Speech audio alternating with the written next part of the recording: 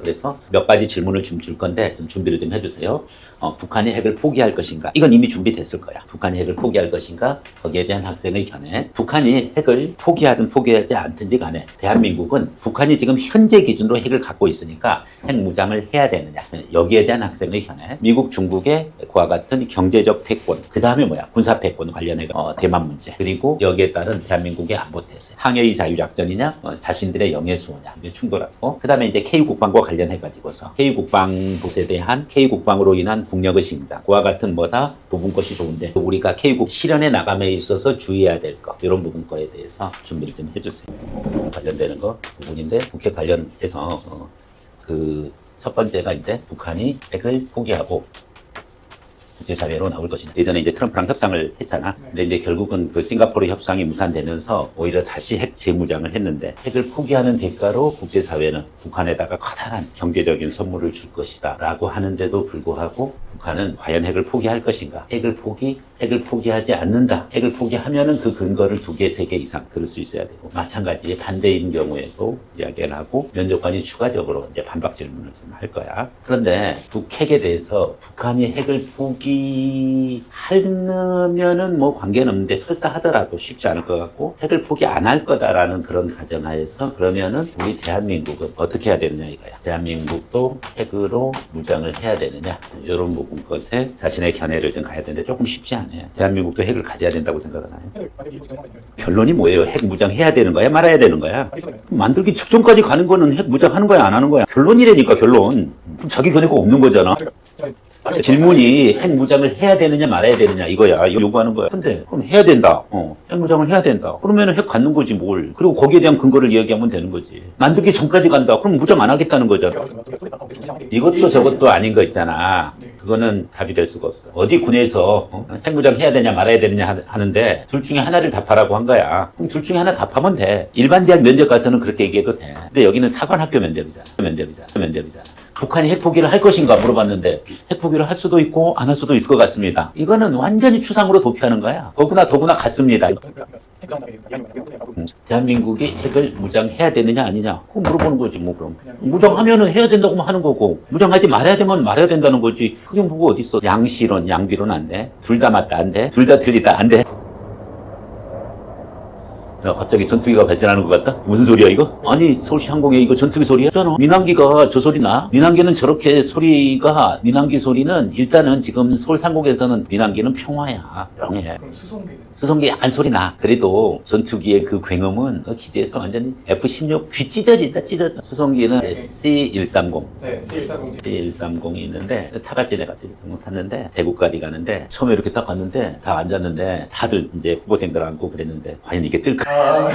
아니 무슨 막 천장 보니 코일이 보여 막. 근데 이제 C-130 수송기야. 그래서 물품 수송도 하고 병력 수송도 해. 그래서 공수대원들 낙하 훈련할 때 C-130이나 태워가지고 왜 이렇게 전투기 굉음이 많지? 오늘 무슨 날이야? 그럼 가만있어 봐. 9월 25일입니다. 그치? 아주 국군인 날 연습하는 것 같다. 어쨌든 간에 안에 기름 냄새도 나 진짜 해가지고 그거 타다가 있잖아. 민항기 타잖아. 완전 호텔이야. 어쨌든 군에서는 명확하게 자기 견해를 가져가라. 애매한 표현은 no. 그 다음에 이제 가장 심한 게 뭐냐면은 미국과 중국의 뭐다. 패권 경쟁. 그래서 미중 패권 경쟁이고 여기에서 이제 가장 미국과 중국이 충돌 날 수 있는 그런 국제적인 어떤 지오 어프로치. 지정학적인 접근을 할 때 지리적이면서 정치적인 접근이야. 그게 바로 어디야? 대만. 사실은 중화인민공화국에서는 대만 자체를 국가로 인정을 안 해. 똑같아. 우리가 북한 국가로 인정해 안 해? 안 하지. 네, 대한민국이 북한 지역을 인정을 안 해. UN 가입하고 안 하고랑은 별개야. 대한민국 어디에서? 국방부에서는 북한은 뭐야? 무장 집단이야. 국가가 아니잖아. 그 무장 집단을 어떻게 해야 돼? 우리가 해체해야 되는 거야. 근데 희생이 많이 따르니까 또 더구나 인지를 잡고 있으니까 북한 주민들을. 그래서 지금 뭐다? 우리의 공권력이라는 건 뭐야? 행정이. 그 행정은 뭐야? 통치권은 뭐야? 주권이 거기에 일시적으로 미치지 못하고 있는 거야. 그 일시적인 게 지금 오래됐어. 똑같아. 옆에 건물에 뭐가? 강도가 있어. 그 강도가 그 건물을 장악하고 있고 인지를 내리고 있어. 그러니까 우리의 경찰특공대가 딱 들어가려다가 이거 인질이 위험하다. 그래서 보류 상태야. 그러면 그 건물은 그 강도 영토야? 대한민국 영토지. 거기에 인질은 강도의 국민이야? 대한민국 주민이야? 대한민국 국민이야. 똑같아. 북한 지역도. 거꾸로 중국이 바라보는 대만도 똑같아. 대만을 절대 국가로 인정한다 안 한다? 안 한다. 핵심은 미중 패권을 우리가 이제 접근할 때 좀 내용들이 있어. 우리가 북한을 대하는 것이 중국이 지금 대만을 대하는 거랑 같다. 즉 대만을 국가로 인정을 안 한다 하는 부분이고, 당연히 중국 공산당이 어떻게 돼? 장제스 정권을 이렇게 결국은 장제스 정부가 대만으로 이렇게 이동을 했었을 때 당연히 무력으로 대만까지를 하나의 중국이라는 원칙에 맞는 상황이었는데, 그런데 그 당시에 생각을 해봐. 그 당시에 중국 해군이 얼마나 취약해. 그래서 대만을 공격하기에 부담스러운 거야. 그래서 장제스 정부가 결국은 본토에서 쫓겨나고 이제 대만을 가게 됐는데, 거기까지는 영향력을 못 미쳤고, 그럼에도 불구하고 대만을 하나의 중국 속에 편입하려고 했는데 그때 큰 사건이 터져. 이게 바로 한반도 전쟁이야. 그러니까 한반도에서 전쟁이 발생을 하니까 모택동에는 생각이 이제 머리가 복잡해진 거야. 대만을 저거를 통으로 다 끝내야 되는 상황에서 갑자기 동북아시아 쪽에서 전쟁이 터졌단 말이야. 그래서 근데 결국은 메가더 상륙작전 이후로 한반도에서 계속 중국 영토로 미군과 연합국사력이 몰려오니까 거기에 대해서 흔히 말하는 인해전술 중국군을 투입하게 되는데, 그러다 보니까 대만을 그때 못 먹은 거야. 그러니까 사실은 대만은 우리한테 고마워야. 그런데 그 이후에 이제 전쟁이, 한국전쟁이 거의 오래됐잖아. 1953년 7월 27일까지인가? 휴전협정까지 계속돼. 지금 우크라이나 전쟁만큼 6.25 전쟁이 굉장히 오래된 전쟁이야. 오랜 기간 전쟁이야. 이제 그러니까 이제 계속 중국군 그 상황에서 이제 답보 상태에 있고 해군력이 약했다는 거. 당시에 중국 공산당 정부가 중국 전체를 통해서 왜 대만을 통일을 못 시켰느냐? 첫 번째 이유는 해군력이 약했다. 대만까지 가서 공격해야 되니까. 두 번째는 한반도에서 전쟁이 발생했다. 이 두 가지야. 어쨌든 그런 기본적인 역사적 배경을 갖고 있어. 그런데 미중 패권과 관련해가지고 사관학교 차원에서는 우리가 어떻게 접근해야 되느냐? 차원에서는 우리가 어떻게 접근해야 되느냐? 차원에서는 우리가 어떻게 접근해야 되느냐? 하는 거야. 바로 요거는 사실은 독서 활동이 좀 있어야 돼. 바로 그게 펠로 시작해서 사로 끝나. 펠로폰네소스 전쟁사. 누가 지은 거야? 역사학자 투키티데스. 저 처음 들어보는데요. 펠로폰네소스 전쟁사를 보면은 이 투키티데스가 연구를 했어. 당시에 그리스 폴리스들이랑 로마, 그 당시에 그 지중해 패권을 장악하기 위한 그와 같은 싸움에서 제1패권 국가가 있고 제2패권 국가가 있으면은 제1패권 국가가 전체를 장악하지만은 예를 들어서 전쟁도 점점 더 세력을 키워오는 세력이 있다. 아테네가 있으면 스파르타가 있다. 이런 식으로. 그러면은 결국은 제1패권 국가가 지금 어디야? 미국이야. 제2패권 국가가 어디야? 지금 중국이야. 그런데 결국은 펠로폰네소스 전쟁사에 투키티데스가 이야기하는 투키티데스의 함정, 그건 뭐냐면은 제1패권 국가와 제2패권 국가,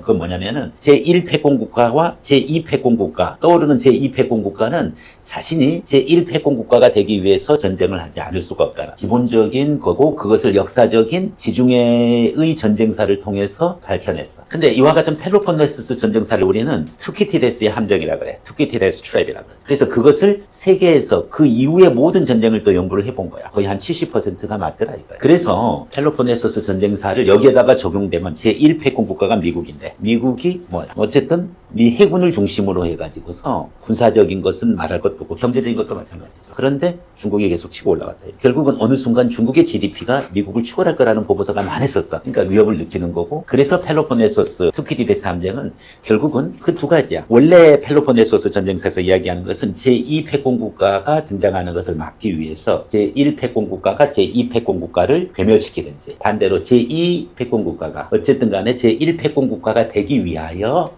전쟁이 발생할 수밖에 없다. 그런데 요즘에는 다른 이론들이 있어. 그게 아니다. 흔히 또 펠로폰네소스 전쟁사를 쓴 투키티데스 트랩이라고도 있지만, 우리는 또 뭐도 있어. 이런 것이 있어. 중진국 함정. 중진국이 돼서 선진국으로 도약할 때 걸리는 트랩, 함정. 그게 있어. 바로 그게 딱 중국이야. 중국은 국가 전체로는 GDP가 클 수가 있어. 그러나 거기에 아직도 1인당 GDP는 형편없어. 여전히 중진국 수준이야. 근데 그러다 보니까 이 중진국에서 선진국으로 가려고 하면은 항상 함정이 있어. 트랩이 있어, 트랩. 그게 결국은 중진국에서 선진국으로 도약을 못하고 다 꼬꾸러지는 국가들이 상당히 많아. 예외적인 국가가 있지. 어느 나라.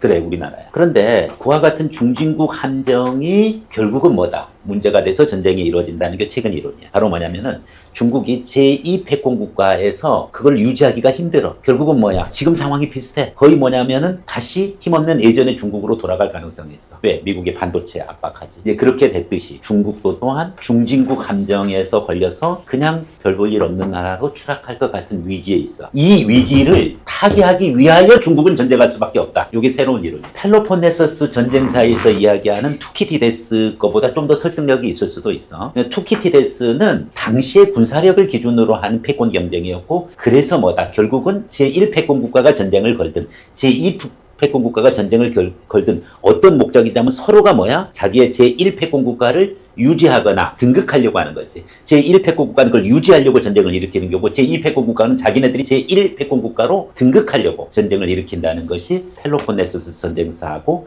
그와 같은 어차피 우리 인류는 그러한 함정에 걸려있어. 그래서 세계대전도 그랬다. 1차 대전도 그랬고 2차 대전도 그랬다. 그런 부분이 바로 뭐야? 투키디데스 트랩이야. 그러나 지금 상황은 그게 아니다. 이것은 중진국 트랩이다. 중진국 함정이다. 그래서 중국은 전쟁을 일으킬 수밖에 없고, 그 전쟁을 일으키는데 미국과 전면전을 펼치는 게 아니라 어디부터? 그래서 이제 하원 의장이 대만을 방문했었을 때 중국이 미사일을 발사하고 막 대만 본토를 넘어가가지고서 뭐야 일본 영해를 때리는가 하면 막 난리가 아닌 거지. 그래서 그 하원 의장이 결국은 이제 대만에서 이제 다시 미국으로 떠났었을 때 그 다음에는 훈련이 싹 중지가 되는 거야. 그만큼 미국이 뭐다? 대만에 개입하지 말라 이거야. 대만은 원래부터 어느 땅이다? 중국 땅이다. 중국 영토다. 지금도 중국 영토다. 다만 우리가 통치권이 미치고 있지 못할 뿐이다. 똑같아 우리가 북한에 하는 거야. 오케이. 자, 그래서 이제 그 정도 부분 것을 가지고서 미중 패권 관련해 대만 침공의 가능성에 대한 학생의 견해는 뭐 이렇게 직접적으로 물어볼 수도 있지만, 대만 특히 남진아이를 중심으로 해가지고서 서로가 주장이 다르죠. 결국은 중국은 바다로 나아가기 위해서 대만이 걸려있고 필리핀이 걸려있으니까 곳곳에 인공섬을 만들어서 그 기준으로 자기네의 깃발을 꽂으면은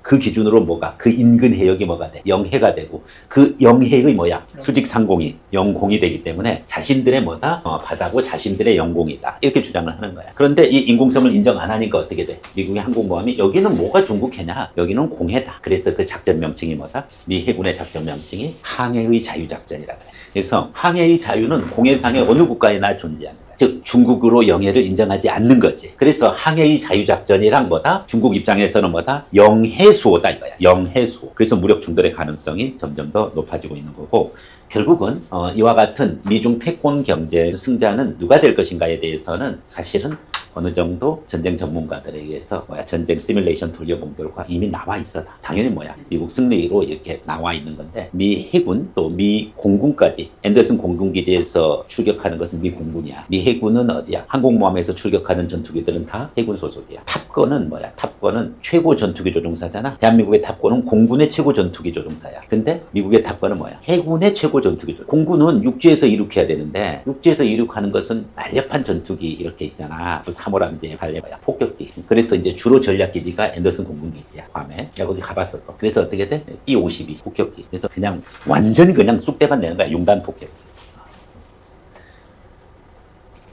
죽음의 백조 들어봤어? 진짜 백조 모양으로 생겼어. 네, 그런 거 기준으로 해가지고서 결국은 뭐다? 어쨌든 제공권 장악에서의 공군력에 있어서 그와 같은 화력 기준으로 보면은 미 공군이, 그 다음에 전력 기준으로 보면 미 해군이 다 세계 1위, 2위야. 그러면은 아무리 중국 잘해봤자 세계 3위야. 게임이 안 되죠. 근데 1, 2위가 있는데 1, 2위가 힘을 합쳐가지고 있는데 3위가 어떻게 당연히 안 되지. 자, 여기서 이제 조금 더 넘어가서 미중 패권 경쟁을 기준으로 해서 대만 부분 것에 대해서 대만 또는 이 자유작전, 특히 영해수호냐 항해의 자유냐, 공해에서의 항해의 자유냐, 이게 충돌하고 있다. 이런 부분이랑, 그래서 이와 같은 상태에서 대한민국의 안보 태세를 어떻게 해야 되느냐, 이런 부분과 이제 연결될 수 있는.